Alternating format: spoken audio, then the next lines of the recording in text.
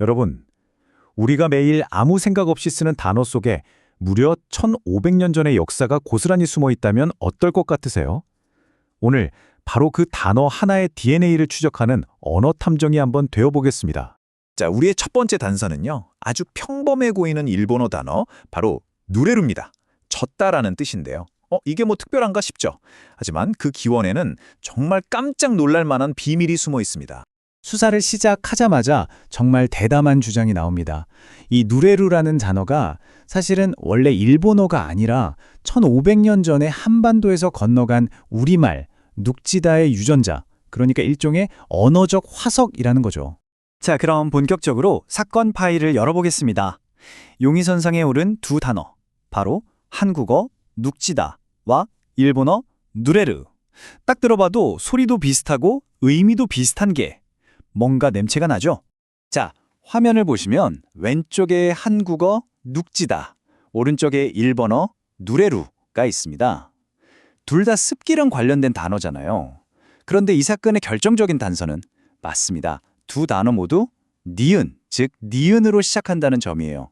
자, 그럼 이 두 단어를 연결하는 과학적인 증거를 찾아봐야겠죠? 이제 법 언어학의 세계로 한번 들어가 보겠습니다. 이 사건의 핵심 증거, 바로 니은 초성 법칙이라는 겁니다.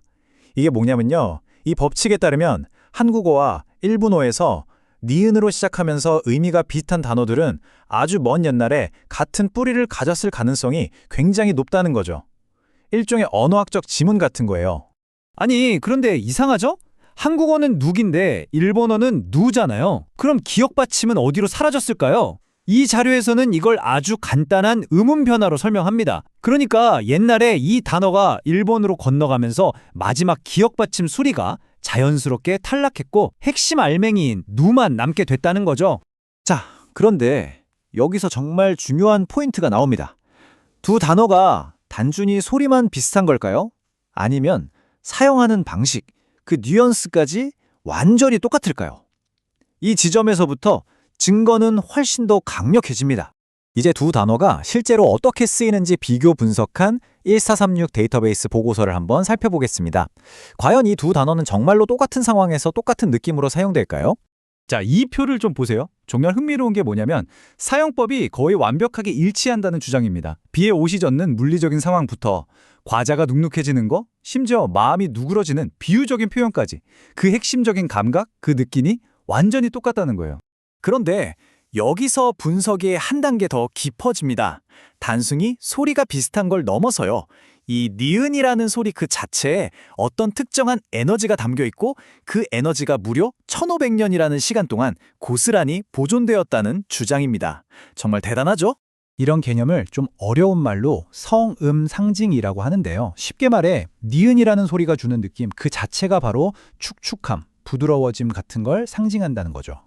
그러니까 눅지다가 가진 그 스며드는 유전자가 일본어 누에도 그대로 보존되어 있다는 겁니다. 자, 그런데 수사는 여기서 끝나지 않습니다. 이 한국어의 DNA를 품은 누라는 소리가 일본어의 다른 단어들 속에서도 발견된다는 뭐랄까 추가 제보가 들어온 거죠.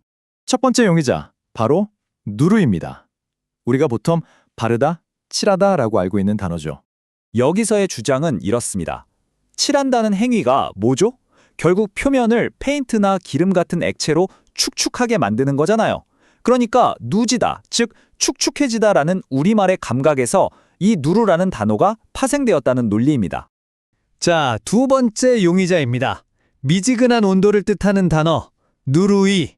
미지근하다는 게 뭘까요? 생각해보면 아주 뜨거웠던 열기가 한풀 꺾이고 누그러진 상태라고 볼 수 있잖아요. 우리말 누그러지다와 연결되는 지점 굉장히 흥미롭습니다. 자, 마지막 용의자입니다. 뭔가 미끌미끌하고 끈적끈적한 질감을 묘사하는 단어 누메누메입니다. 이 누메누메는요, 우리말에 눅눅하다는 그 감각이 최보조에 달한 표현으로 보는 겁니다. 축축함이 극에 달하면 표면이 끈적끈적하고 미끈거리게 되잖아요. 바로 그 상태를 묘사한다는 거죠. 그렇다면 이 길고 긴 언어학적 수사의 최종 결론은 무엇일까요? 판결을 내려보겠습니다. 이건 무려 1500년이라는 어마어마한 시간을 가로지르는 이야기입니다. 돌에 새겨진 역사가 아니라 우리 입에서 입으로 전해지는 소리 속에 보존된 숨겨진 역사인 셈이죠. 최종 판결입니다. 이 단어들은 단순히 빌려온 말을 넘어서 고대 한반도의 언어와 그 감각이 일본어의 세계를 형성하는 데 얼마나 깊이 관여했는지를 보여주는 그야말로 살아있는 화석이라는 결론입니다. 결국 이게 우리에게 시사하는 바는 뭘까요? 우리가 매일 쓰는 아주 평범한 단어들 속에 어쩌면 우리가 상상도 못할 역사의 비밀이 숨겨져 있을 수 있다는 거죠. 정말 강력한 메시지입니다.